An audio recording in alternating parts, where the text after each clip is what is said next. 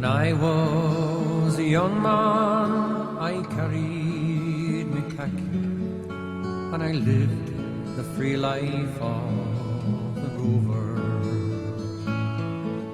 From the Murray's green basin to the dusty outback, I waltzed my Matilda all over. Then in 1915, my country said, son, it's time to stop rambling, there's work to be done. So they gave me a tin hat and they gave me a gun, and they sent me away to the war. And the band played waltzing Matilda as our ship pulled away from the quay. And amid all the cheers, flag waving and tears, we sailed off to Gallipoli. Well, I remember that terrible day when our blood stained the sand and the water, and how in that hell that they called Suvla Bay, we were butchered like lambs at the slaughter. Johnny Turk, he was ready, he primed himself well. He rained us with bullets and showered us with shell, and in 5 minutes flat we were all blown to hell. Nearly blew us back home to Australia, but the band played waltzing Matilda as we stopped to bury our slain. We burned ours and the Turks burned theirs. Then we started all over again. Those who were living just tried to survive in a mad world of blood, death and fire. And for 10 weary weeks I kept myself alive, while around me the corpses piled higher.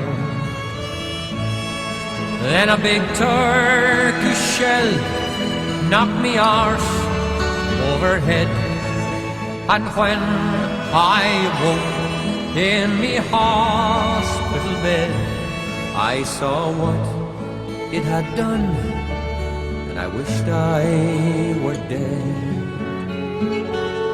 I never knew there were worse things than dying, for I'll go no more waltzing Matilda all around the green bush, far and near. For to hump tent and pegs a man needs both legs.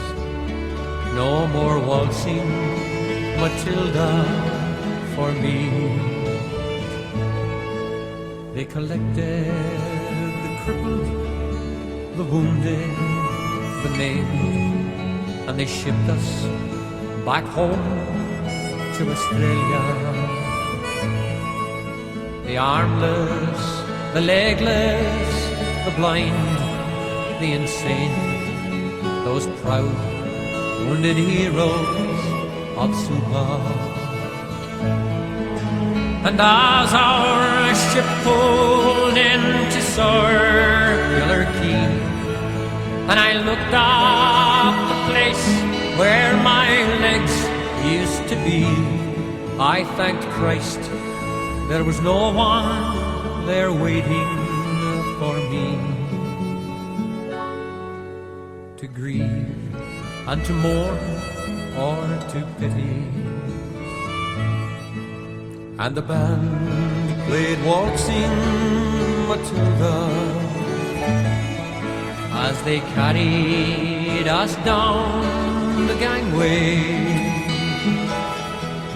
But nobody cheered, they just stood there and stared, and they turned all their faces away. So now, every April, I sit on my porch and I watch the parade pass before me. I see my old comrades, how proudly they march, renewing their dream of past glory.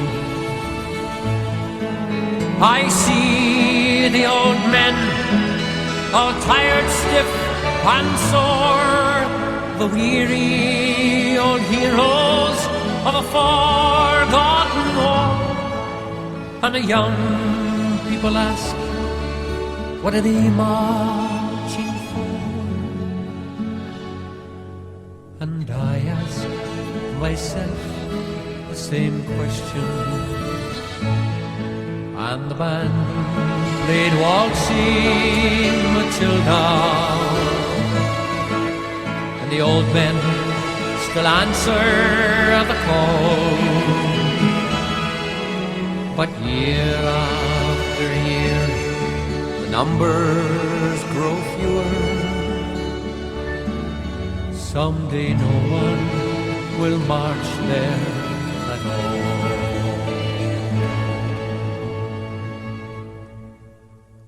Waltzing Matilda, waltzing Matilda, who'll come a-waltzing Matilda with me. And their ghosts may be heard as you pass by the billabong.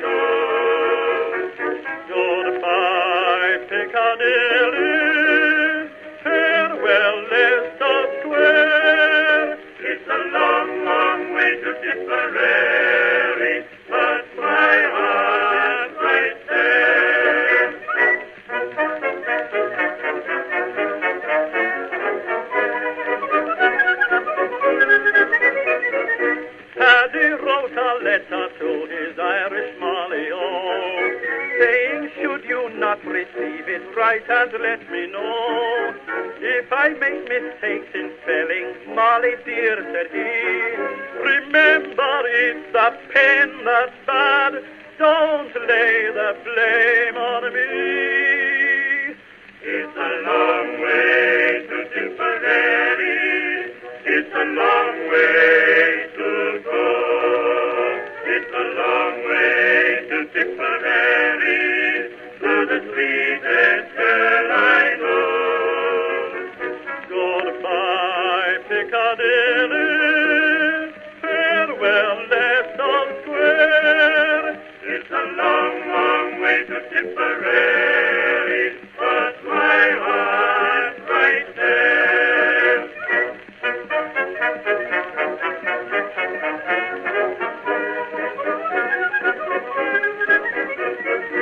Molly wrote a neat reply to Irish Paddy O, saying Mike Maloney wants to marry me, and so leave the Strand and Piccadilly, or you'll be to blame. For love has fairly drove me silly, hoping you're the same. It's a long way to Tipperary. It's a long way to go. It's a long way to Tipperary, to the sweetest girl I know. Goodbye, Piccadilly. Farewell, Leicester Square. It's a long, long way to Tipperary, but my heart's right there.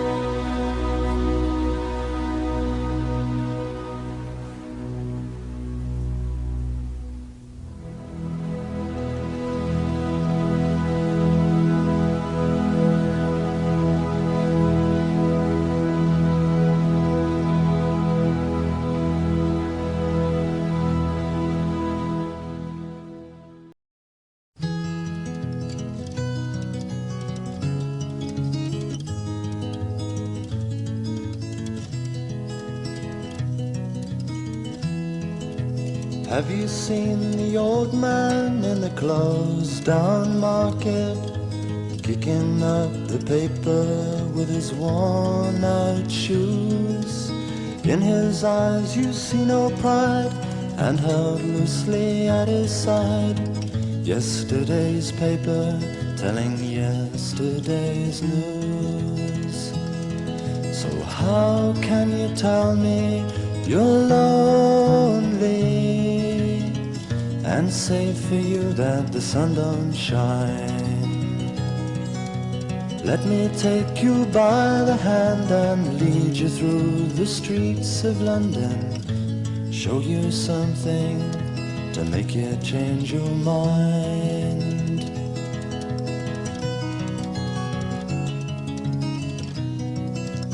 Have you seen the old girl who walks the streets of London, dirt in her hair and her clothes in rags?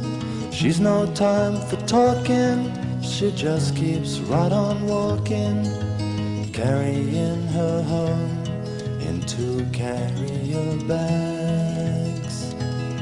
So how can you tell me you're lonely, and say for you that the sun don't shine? Let me take you by the hand and lead you through the streets of London, show you something to make you change your mind.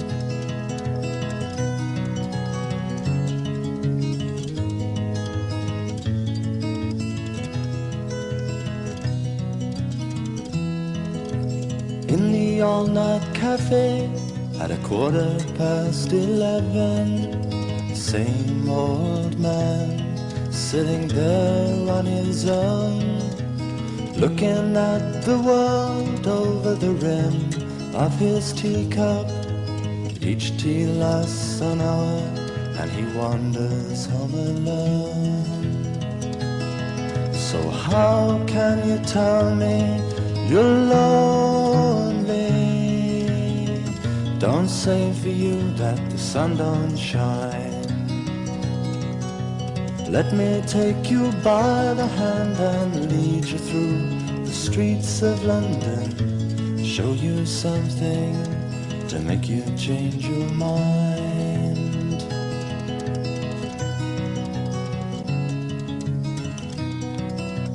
Have you seen the old man outside the seaman's mission, memory fading with the metal ribbons that he wears?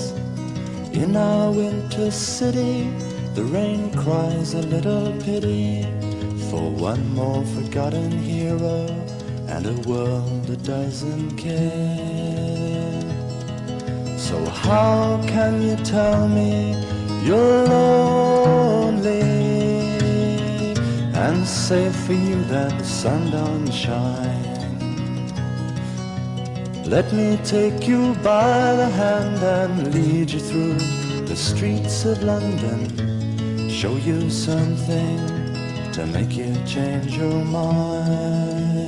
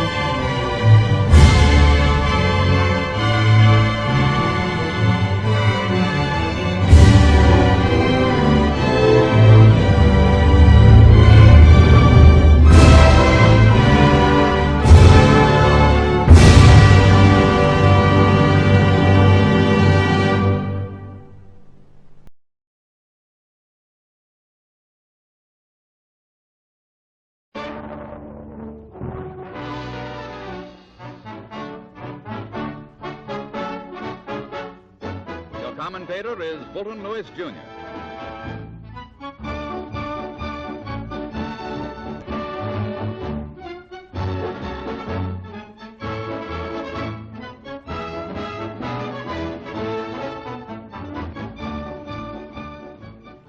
Braving and fighting through the troubled waters of the North Sea off the coast of Norway, British land, sea, and air forces approached the Nazi-held islands of Vagsø and Malloy, sheltered outposts for the Germans, ports of call for their transports to take supplies to the Arctic Russian front. Their bows digging into the mountainous seas, the British warships forge ever ahead.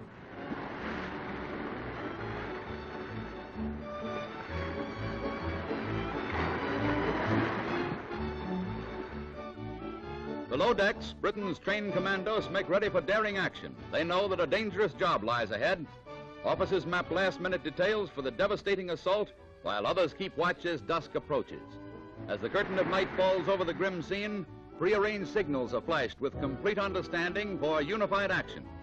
Little do the German conquerors realize that Britain's commandos are coming to wipe them out. As they approach the Nazi-dominated coast, these daredevils eagerly await the signal that will set them in furious motion. Every movement is timed to a split second.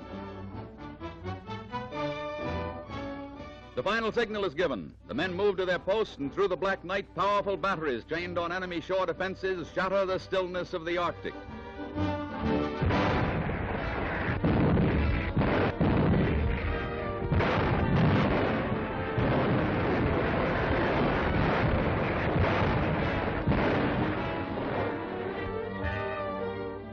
Very lights flash the welcome signal, cease firing.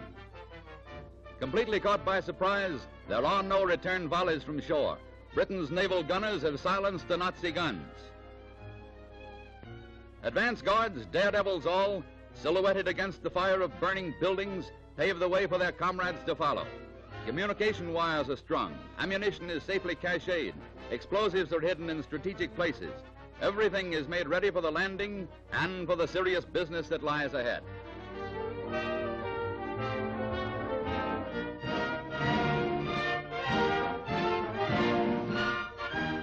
The RAF lays down a smoke screen to shield the approaching assault boats from enemy machine gun fire. The Commandos land with grim determination to wipe out every vestige of German and Quisling occupancy in the islands of Vagsø and Malloy. Cameramen follow, risking their lives to record this amazing film document for all posterity. As the surprised Nazis retreat, bullets whistle through the air and flames turn buildings into white-hot furnaces, destroying everything and everyone within their walls.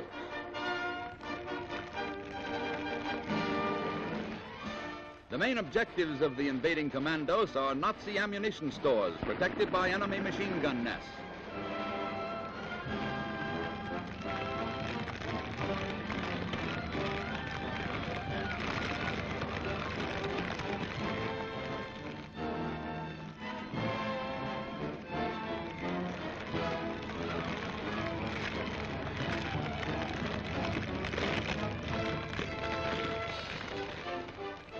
Now the sappers lay down more wires with dynamite on the business end.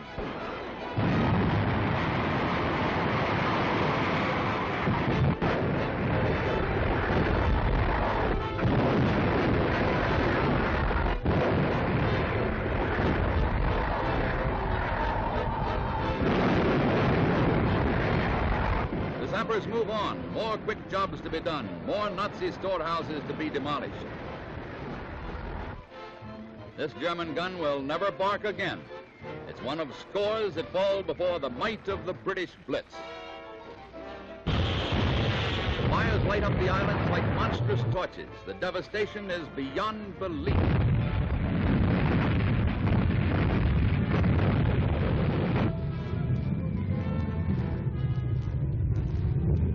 There go the oil tanks, valuable to the Nazis for refueling shipping that now will never set sail again. More oil, gasoline, and the commandos know what to do, over the side and down to the bottom.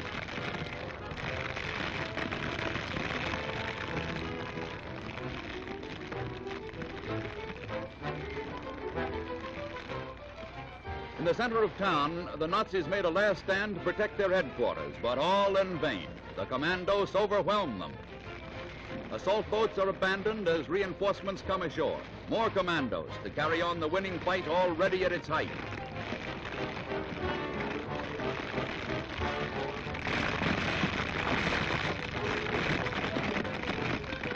There's no time to care for casualties except their own. On both islands, complete destruction of military objectives is the achievement of the day. The Commandos quickly master every objective. News is flashed to the warships. They move slowly, daringly through narrow waters to take up new battle positions. 16,000 tons of shipping, slated for the Russian front, is blasted from the bay. German airplanes take to the air. Guns from the British ships in the harbor bring one down. Nazi headquarters is the target for these blasting waters.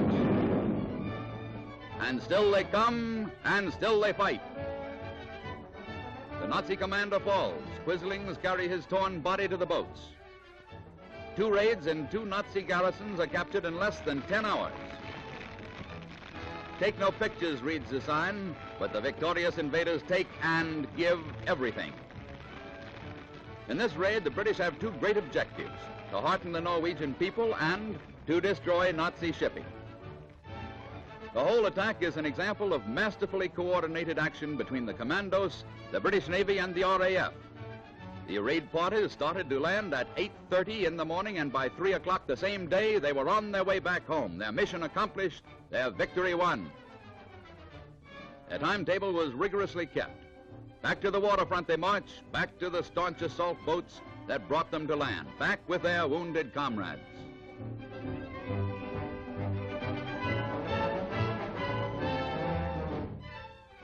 War strategists term this assault the model of its kind, and well they may. German prisoners are herded aboard British warships, glad to be rid of fear and uncertainty, while their homes and barracks are still ablaze from the Commandos' fury. On they come, more Tommies, more prisoners, and with them a mixture of Nazis and Quislings.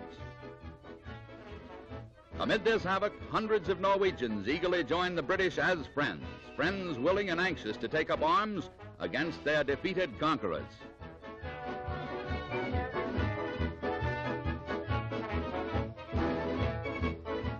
More prisoners, and gone are the promises of their Führer. Gone are their hopes for victory. Completely surprised and trapped, they surrender their all. Offshore, warships load their strange human cargo, while Norwegian pilots stand by the British navigators on the bridge, ready and eager to help negotiate the perilous channel. As the ships are filled, anchors are weighed, and last preparations are made to sail away to home waters. More Commandos reach the port, and with them more prisoners. The soldiers headed for Blighty, the Nazis for concentration camps. Trip after trip is made to bring all aboard: Commandos, loyal Norwegians, Nazis, and their quisling followers. As all look back to shore, the telltale fires blaze a victory message that never can be told or written. Victory with a capital V, and one that will be recorded indelibly in all history. The intrepid bagpiper who led the Commandos in battle now leads them in a dance of joy. It's a well-earned diversion they seek. A deck of cards and a friendly game, or restful sleep, or a trip to the barber. Hail to the Commandos, brave, happy, victorious men. With them, it's thumbs up and well-earned.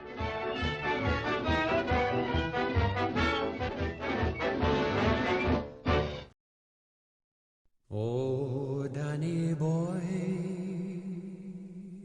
the pipes are calling from glen to glen and down the mountainside. The summer's gone and all the roses falling. 'tis you, must go and I must bide. But come near back when summer's in the meadow, or when the valley's hushed and white with snow. 'Tis I'll be there in the sunshine or in the shadow. Oh, Danny boy, oh, Danny boy, I love you so. And when ye come and all the flowers are dying, and I am dead